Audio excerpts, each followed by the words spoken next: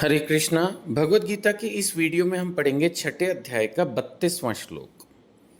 भगवान इसमें कह रहे हैं कि हे अर्जुन, वह पूर्ण योगी है जो से अपनी तुलना से समस्त प्राणियों की उनके सुखों और दुखों में वास्तविक समानता का दर्शन करता है। कहने का मतलब ये है कि जो भक्त होता है, जो पूर्ण योगी है, पूर्ण योगी माने जिसने पूरी तरह से खुद को भगवान से जोड़ लिया है, यानी कि जो भक्त है, उसका ये फीचर है कि वो हमेशा सबके सुख से सुखी और सबके दुख से दुखी होता है। जबकि जो भौतिक व्यक्ति है, वो ध्यान से सुनना, और आपको हो सकता है मेरी बात गलत लगे, लेकिन काफ़ी हद तक सही है, आप मानोगे इस बात को। लेकिन जो साधारण व्यक्ति है, भौतिक व्यक्ति, वो दूसरे के दुख से सुखी होता है। जब उसको पता चलता है ना, ये सामने वाला फाइनेंशियल ट्रबल में है या उसको कोई प्रॉब्लम है, तो उसको अच्छा ही लगता है। बड़ी अजीब स्थिति है ये। और अगर कोई आदमी बहुत सक्सेसफुल हो जाए, बहुत हेल्दी हो, बहुत सुंदर स्मार्ट दिखता हो, तो कहीं ना कहीं हमारे मन में ईर्ष्या पैदा हो जाती है। ये भौतिक लोगों के लक्षण हैं। लेकिन जो भगवान का भक्त है, उसमें इसका उल्टा होता है। जो भगवान का भक्त है, वो दूसरे के दुख से दुखी होता है और सुख से सुखी।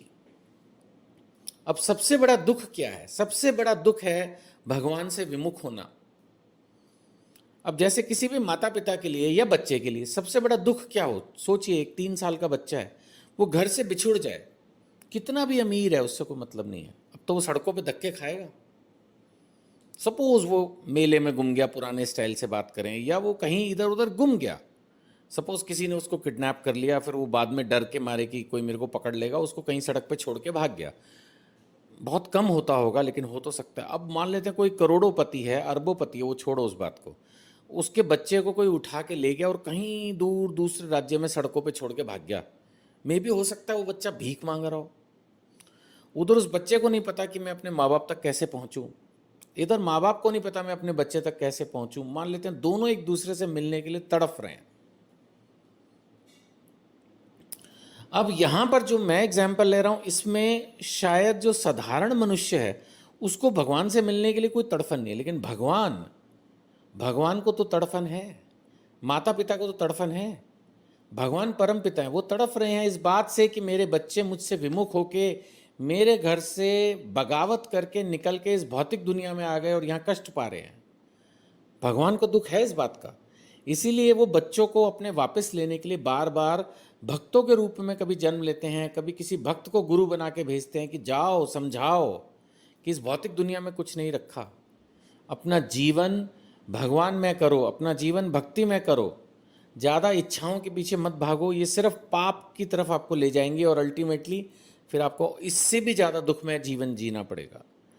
तो जो एक भक्त होता है, वो दूसरे के दुख से दुखी है। उसको लगता है कि अरे ये कितना अच्छा। भौतिक दुनिया में लोग भक्ति नहीं करना चाहते, कोई भी नहीं करना चाहता, लेकिन दुखी रहते हैं हर समय। किसी को डिप्रेशन है, किसी को कोई प्रॉब्लम है, कोई कहेगा जी मेरे बच्चे नहीं मानते, कोई कहेगा जी कोई मेरी सुनता नहीं, कोई कहेगा मेरी कोई समझता नहीं। कहाँ समझेगा सर, ये भौतिक दुनिया है, यहाँ सबको अपनी पड़ी है।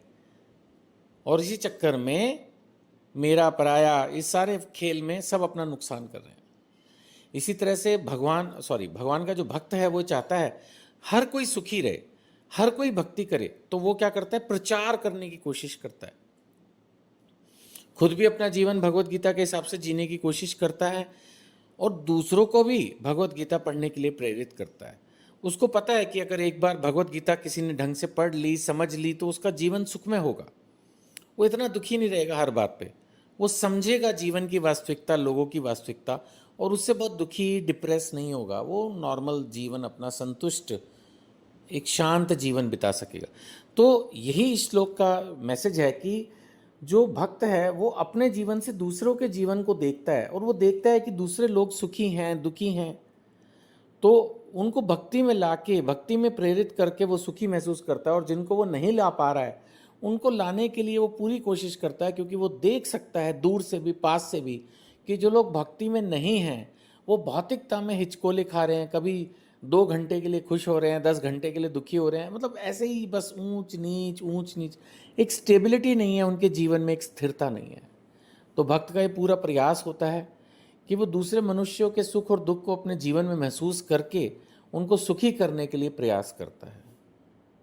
आपसे भी प्रार्थना, हम भी प्रयास कर रहे हैं थोड़ा बहुत, आप भी इस प्रयास में जुड़िए।